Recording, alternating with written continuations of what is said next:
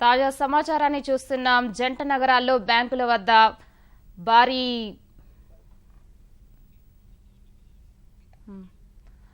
పాత 500, 1000 రూపాయల నోట్ల మార్పిడి ప్రారంభమైంది. దేశవ్యాప్తంగా అన్ని బ్యాంకుల వద్ద రద్దీ నెలకొంది. గుర్తింపు కార్డులు ఇచ్చి నోట్లను మార్చుకోవచ్చని, రోజుకు ఒక వ్యక్తికి 4000 వరకు ఇస్తామని చెప్పడంతో ముఖ్యంగా రోజువారీ ఖర్చులు గడవడానికి డబ్బుల కోసం చాలా మంది బ్యాంకుల వద్ద తెల్లవారుజాము నుంచే క్యూలైన్లలో నుంచున్నారు.